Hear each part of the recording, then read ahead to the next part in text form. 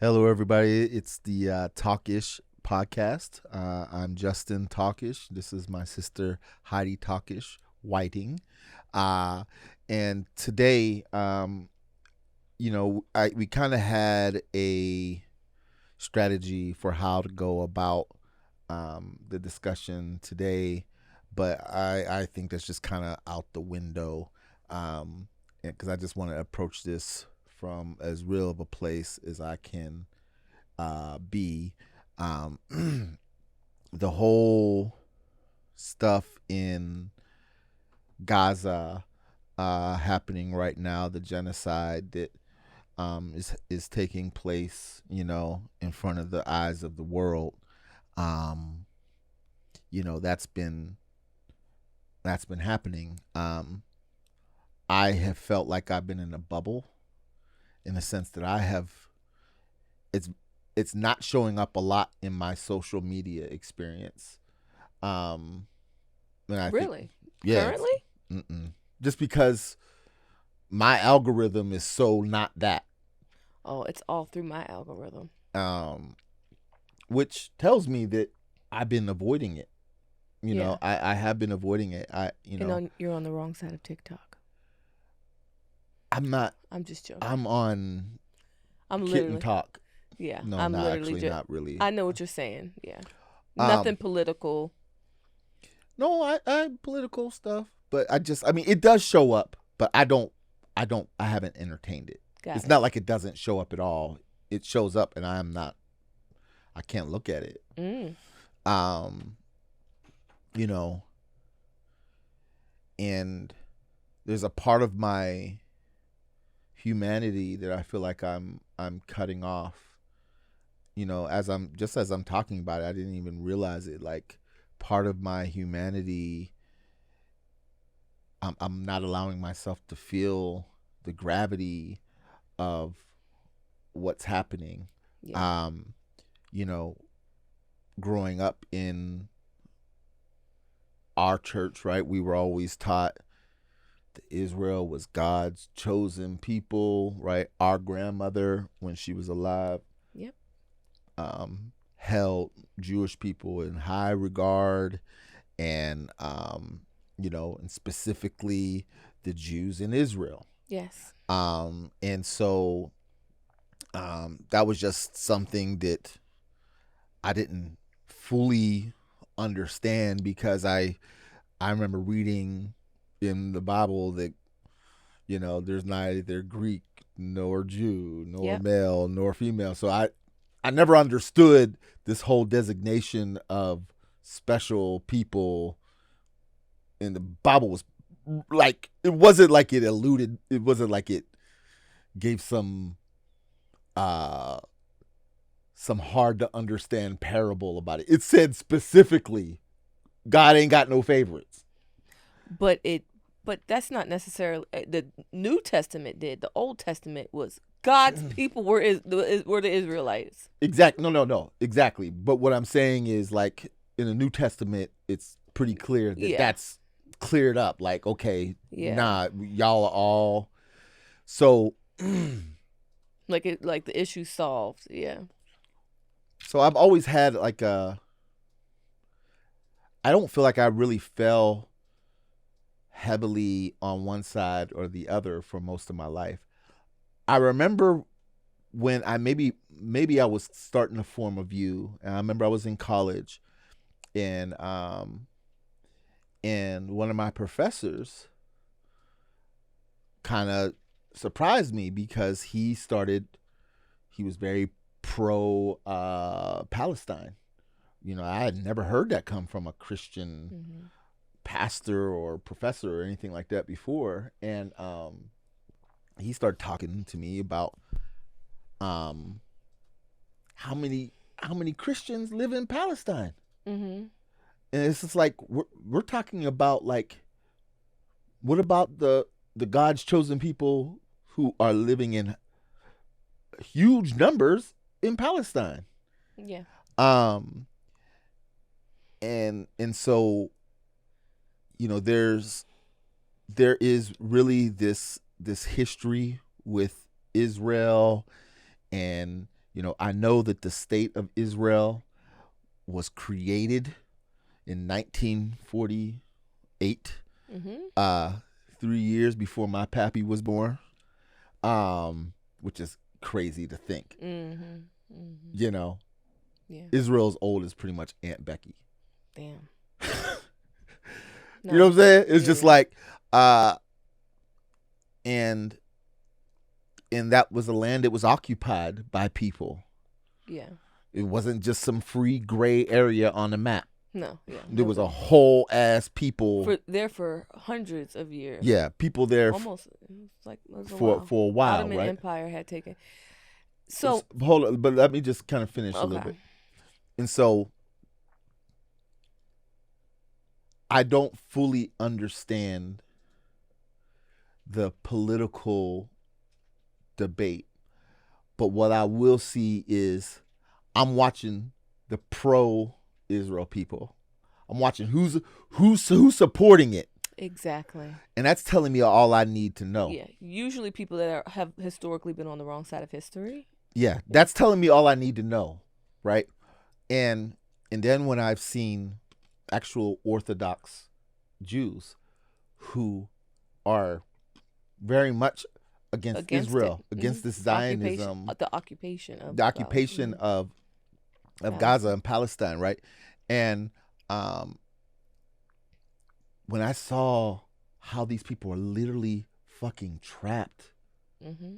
they are blocked off on every side. They can't get out. Yeah. If they approach these fences, if they approach these gates, the Israeli army has orders to kill to shoot. Yeah. You better not. And then the only other part that they potentially could escape is the sea. Mm-hmm. And that's protected by the Navy. And that's protected by the Navy. They're literally stuck in just being bombed. Nowhere to go. And it's just like, I talk with. In what world is that? I talked with somebody humane? today who, lives in the United States, who was sobbing. I mean, sobbing almost the entire session that I was talking with him. And I felt I had a hard time connecting with that emotion that this person was experiencing. And so like I'm angry, but I'm also numb. Yeah. And I'm also just like, what can I do? Other than walk in the role, in the calling that I feel. Yeah. And putting my best foot forward every day to make this whole fucked up ghetto ass planet called Earth, to add some type of beauty, to add some type of lasting, something that lasts. And so I just don't. There's so much that I'm feeling, and just so much like where I feel stuck. Yeah, yeah. So as far as me, I've been knowing about and involved in the Israel Palestine issue for about 15 years now, and that is thanks to the grandmother that you were talking about. Mm-hmm. I think that I was a little bit more intimately involved in it because of the conversations that her and I would have whenever she lived with mother. We call her mom, but she's since passed on, but she was very, very, very pro-Israel. And she was very pro, and it was because of the scripture in the Bible where those who bless Israel are blessed and those who curse Israel are cursed. And she drilled that in me. So naturally, I was pro-Israel for a while, for years, just because, for the only fact of indoctrination and fear. I knew deep down, that what Israel was doing was wrong, I saw it and I knew it. I felt it. I know in the previous episode I talked about that wisdom, that intuition of feeling that this not something's not right. I ignored those feelings and I proceeded with my support of Israel. And so it wasn't until 2016 I was still in the church, and this is one of the biggest catalysts of my exodus from the church. I was in the ICU one night, and I was when you're in the ICU, my pod is right here, my patient's room is, and so I had their TV. The patient was intubated and sedated, so they weren't watching TV. So I usually had the TV on, talking about what was going on in Israel. And I remember this respiratory therapist. She was a white woman, and I said, and I looked at her. I'm like, it is a shame what's going on out there in Israel. Like those Palestinians, that is some sacred land. That is land that is promised to those people. They need to get. And she looked at me. She was like, "You really think that those are Israelites?" She says, "Though that's Zionist. That's nothing but Zionist." It's my first time I ever heard of Zionism. But Mom had it's not the first time I heard of Zionism, because Mom talked about the Zionists. And actually, Mom was against the Zionists. She was pro-Israel. Can you talk about what? I will. I will tell you what Zionism is. But this is the first time I heard of Zionism in a sense where, that like as a political movement, right? And so, whenever she was saying, she's like, "You really think that what they're doing is right?" She said, and those aren't the real Jews." And I was like, it was a white woman who said this, and I'm like, "What?" And she was like, and she pretty much was like, "Shame on you for thinking that this is right. I don't care what you believe." And she was like, "Shame on you." Yeah. You step two. So that took me into a deep dive. I'm talking about the rabbit hole opened, and I started to really, really do some research. And honestly, that was the first place after Christianity that Jerome and I went into. We went into Hebrew Israelites. You remember when I was a Hebrew Israelite, right? I sure do. And Hebrew Israelite is the movement where scripture says, and a lot of times, a lot of scriptures will point to a lot of the things that Black people have went through. And, as far as like, being sold in slavery, ships overseas, all of that stuff, all types of stuff. So they made a really good argument for, the Jews not being real. Are you talking about the Black Israelites? Yeah, Black Israelites, Black people, descendants of slaves are the true Israelites. They were scattered across the earth. And that the people who are Jews, whether it's true or not, that it's inconsequential to me, because I understand who Yahweh is, God of war, and I don't necessarily care if I'm associated with that figure anymore. But before I did, because I thought that was the only true one supreme God, and I wanted to be close to that figure, right? So, but now, obviously, you grow, right?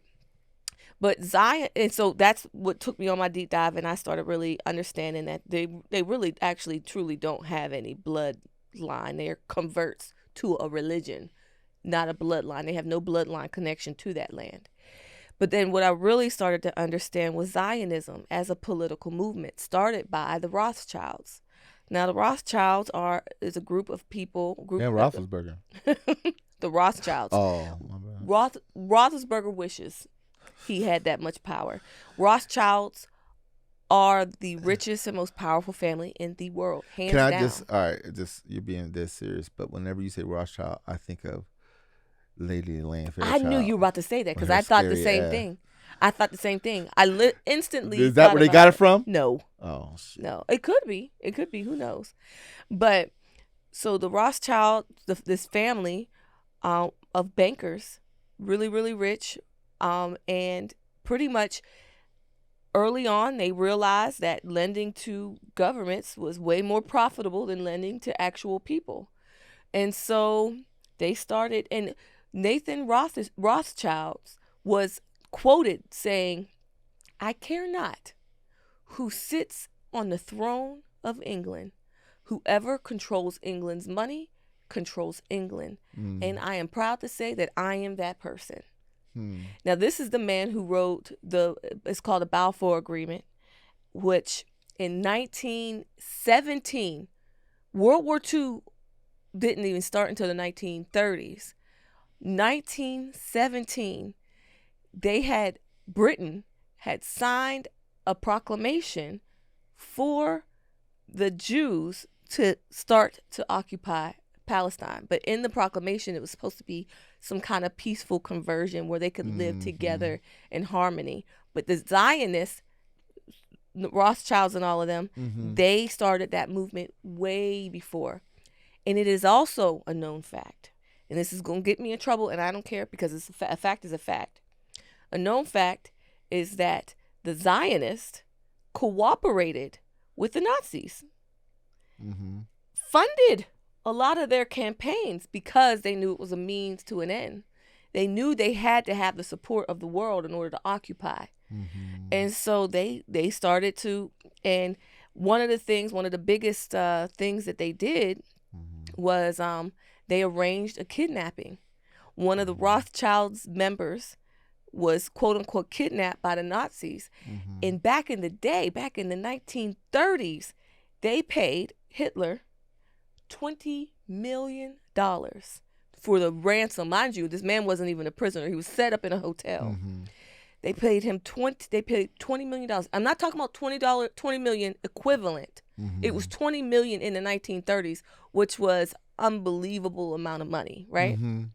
Which funded, I mean, how much ammunition, how many missiles, how many things, how many, it funded the war. It funded the war. And in that fact cannot be ignored. It just can't. And it can't be. In the sense that, why is it important for that to not be ignored? It can't be ignored because there's an agenda there. What is the agenda in your mind? The agenda is to occupy Israel and to get the Palestinians out so they could occupy that whole land.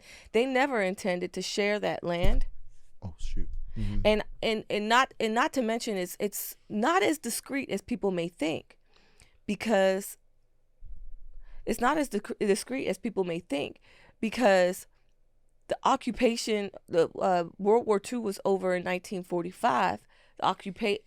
The first war that broke out was in 1947, 2 years. I guess what I'm trying to get to is, I think what you're really essentially saying is the people, who are being called Jewish people, the people who are occupying, this land, are not like the real. I'm not even really alluding to that. What I'm saying is that the people who practice Judaism, the people who call themselves Jews, who actually believe that they have a bloodline heritage, those aren't the people I'm talking about. I'm talking about there is a political movement. There's a political movement that wants that space, and they are used as pawns. However, there has been a point of indoctrination where they believed that they had that right, and that they believed that anybody standing in their way was disposable. A lot of them. Now, what I'm saying is, I mean, some of the sensitivity and even some of the disclaimers that I think that you were giving as you were talking about it is due to the fact that there's this shroud of, if you even approach this topic, that absolutely, you can be labeled somebody who's anti-Semitic, and that was purposeful as well. So what I'm saying is Semitic people. I was listening to a video the other day because someone asked Malcolm X if he was anti-Semitic, and he said, "Well, how can I be anti-Semitic?" He's like, "Arabs are also Semitic people." He said, and and he had Muslim, yeah, absolutely, brothers and sisters from who were Arab, and so and so like this whole idea of because the people who I know, the people immediately in my life, are hung up on this idea that Israel, this country, is God's chosen people Mm-hmm. who can get away and by any means necessary to keep their land. They can bomb, you know, hospitals and children and whatever means necessary because you have God on your side. Yeah, and you're beyond reproach. Nobody. Yeah. Yeah. And so to me, as somebody who doesn't fully understand all of the intricacies like clearly like you do, I'm looking at the fruit. Yeah. And to me, if there's anything chosen about you, you don't have to do any of the fighting. Yeah. It's done for you. And the Bible says that. It's done for you, and you do not have to kill a bunch of children in order to secure in order to secure this place that is this thing that is supposedly rightfully yours. Absolutely. Right?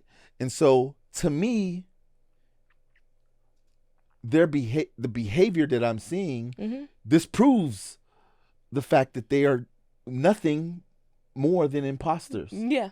Yeah. And then I can't help but think of all the people groups on the planet Earth who are people who are without a country, right? Without a land. I mean, you're not even talking about just about African Americans. The motherland, Africa, has been so colonized to where not even Africa can be claimed as a home. Right? Right? And so when I think about whose fruit, right, and the criteria, right, of a group of people who are God's chosen people, right, are black folks. That's the who, fruit. Yeah, absolutely. That's who I see, right? Like if I by their behavior, right, alone disproves the fact that they're nothing but imposters, and that and they're the same. There's no difference between them and any other colonizer. Yeah. And yet probably the most oppressed people group, you know, on the face of the earth, stands in solidarity with the Palestinians, right? And so even out of our lack, we still haven't allowed it to, you know, there's something that's impenetrable in, you know, about us as people. Yeah. Right? There's something that it doesn't matter how many like, you're not gonna kill us off. Nice try. And matter of fact, you really can't survive without us. Yeah. I mean, if we take away all of the contributions, you know, by African people, by African American, by where would we be? Right? We would be nowhere.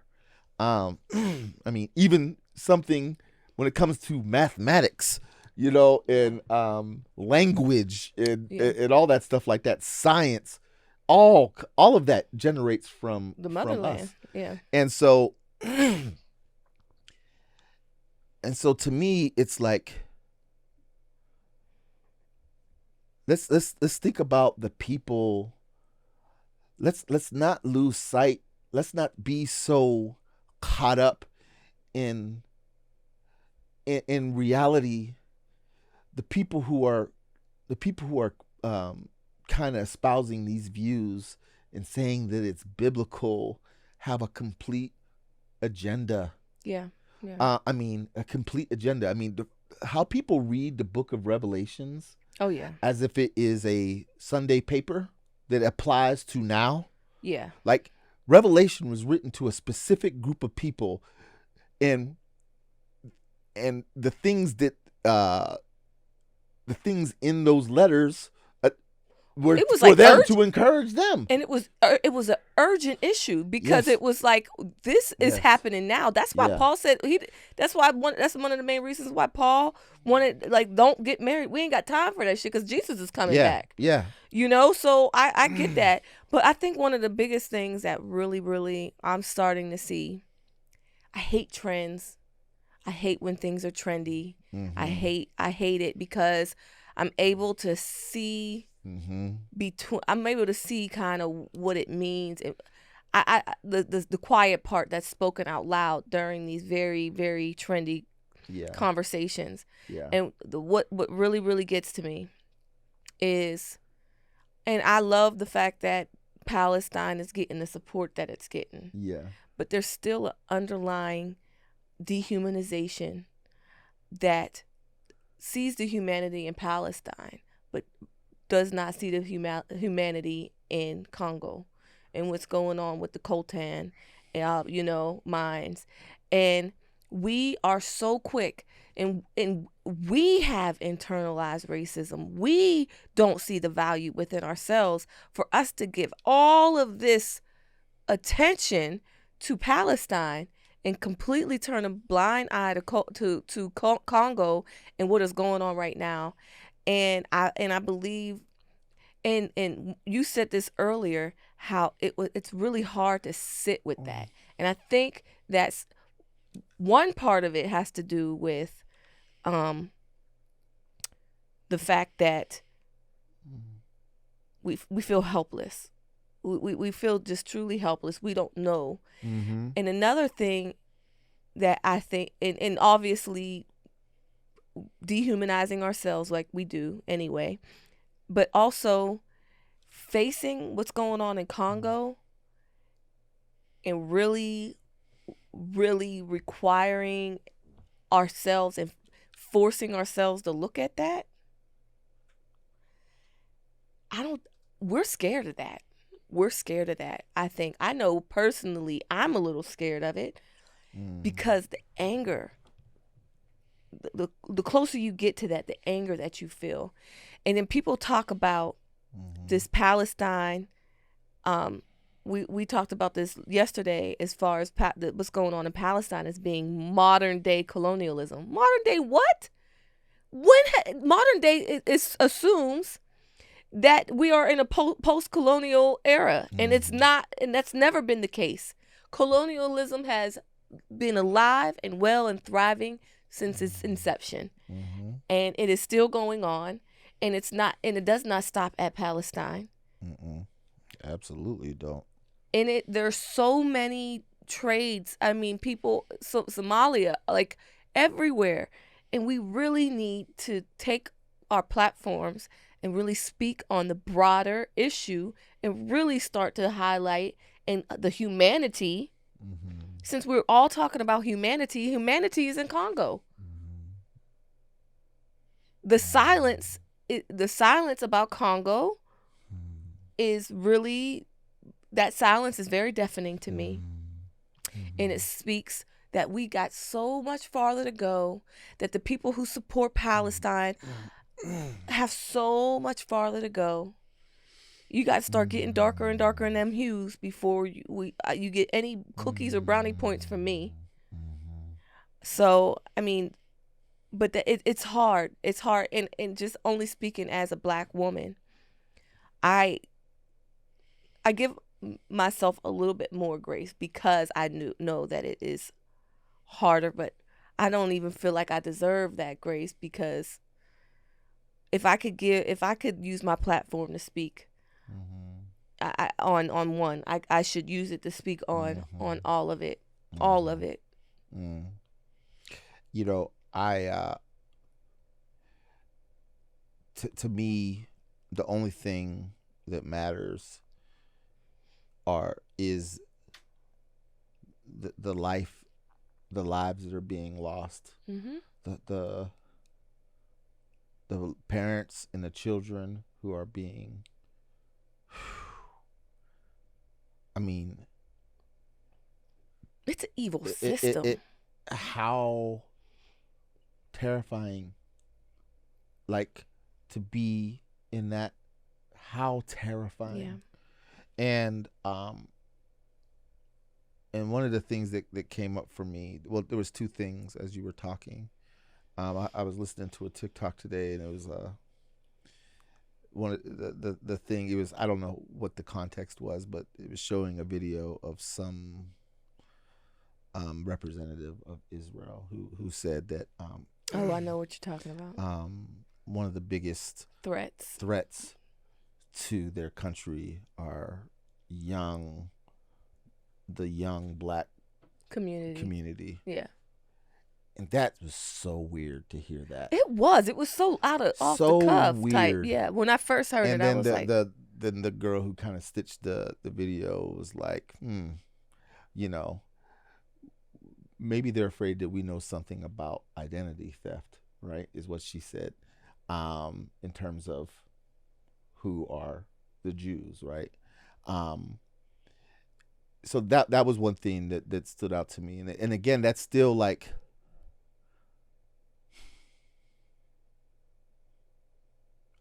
I feel like the whole thing,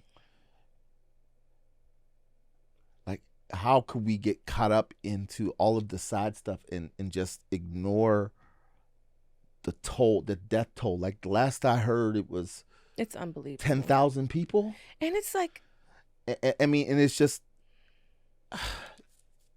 and to me, like, how life is just so callous, yeah. right? That these world systems are, Yeah. that are really being run by a few powerful white men, Rich and greedy, yeah, who already own, who control all of the resources, who control, and it's just like,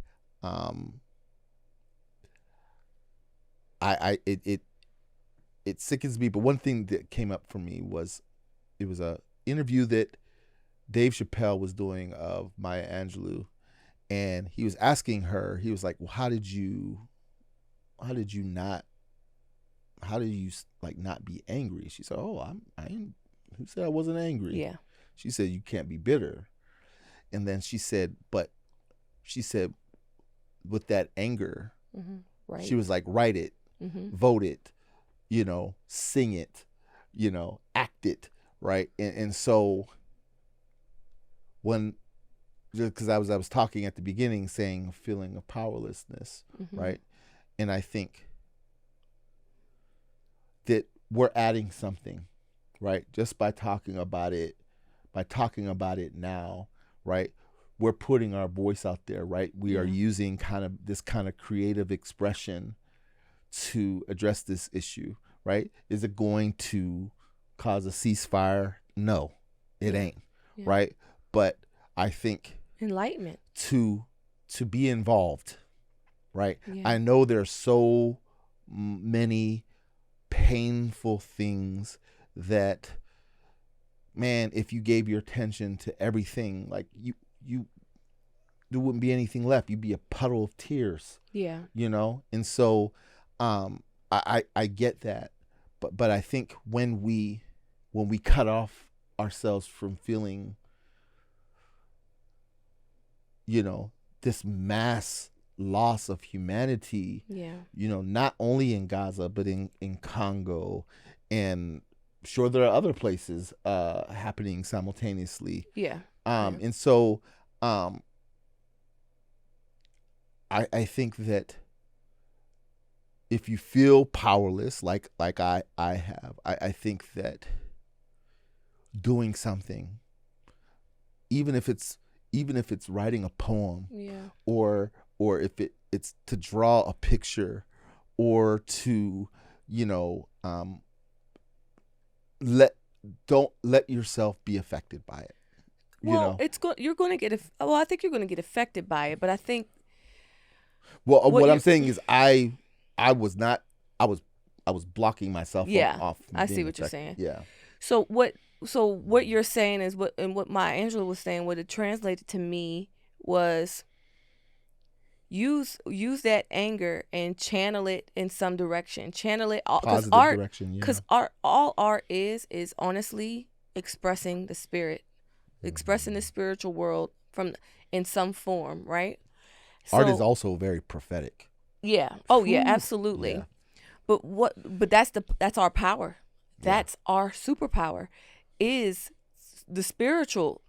We have been so brainwashed into thinking that there's only one way to fight. There's only one way to fight, and that's a physical. Man, we are wrestling against spirits and principalities. Everything that you see out here in the physical world has some kind of spiritual movement. And if you think for a split second that these people don't have serious principalities working with them, and they're using conjure and they're using all types of spiritual warfare in order to keep their machines running for all this time, you are sadly mistaken. Yeah. So one thing I encourage everybody to do is it's a short read, but you need to read it, and you need to read it over and over and over again, and that is The Art of War by Sun Tzu. And one of the biggest things that he teaches is to evade your enemy for as long as you can, especially if they outweigh you in strength. But the way you win wars is through deception. And if you're weak, making the enemy feel like you're stronger. If you're far away, making them feel like you're closer. If you're close, making them feel like you're far. So we all need to get our spiritual strength together. I truly believe that that whatever war that we're going to fight will not be physical. We will not need guns for. Once we truly tap into the strength of our ancestors, and I'm telling you now, there is a reason why we're strong. We're a strong people. We have generations and generations and generations of ancestors who are just waiting on standby for us to collectively tap in, to tap into their strength, tap into their knowledge. All of that hard pressed labor that they did, it made them strong. All the stuff that they had to endure, it made them strong. And we have an arsenal. We have an arsenal no man can stand against. And we feel so powerless, and we are powerless because we're operating in a sphere that we're not supposed to be operating in. We need to operate in a spiritual sphere. And the writing, when she's talking about writing, do you understand? Words, I say it all the time, words are spells.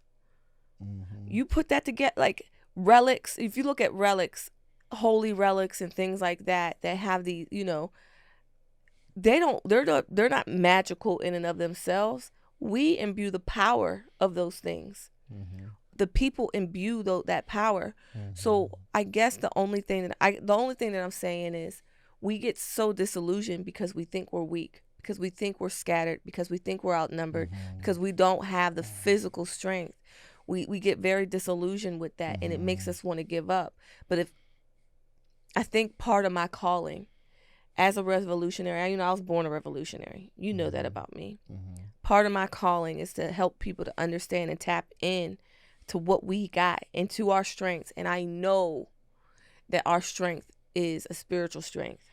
Oh, I know what? it. I'm finna say something to you right now. Go I'm ready on. to break protocol, Okay. my dear. Okay. So I've been telling you this about you. Oh, have you? Yeah. Yes. Yeah. I'm stepping into the it. scripture that keeps coming to mind is that, like, it's something to the effect that, like, you're looking for a teacher, but you are one of the teachers. Yeah. I know that. And I've been like, really, my ancestors be like, girl, get it together. You need to start trusting your voice. Yeah, it's true. And and not being afraid to get it wrong, That's true. because sometimes you have to get it wrong to get it right. Yeah. And so but I think not only you, but like this is one of the things, is my gifting, is talking, is thinking, right?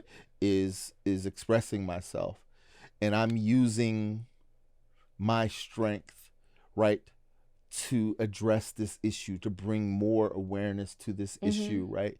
And and so and I know there's a lot of people talking about it, but I haven't been talking about it, Mm-hmm. right? And you, doesn't matter, you could be saying the same thing. The Yeah. person saying it has a different vibe, and allows the people who are listening to get something different. And Yep. so, sure, there are a lot of voices out there, a lot of chatter, right?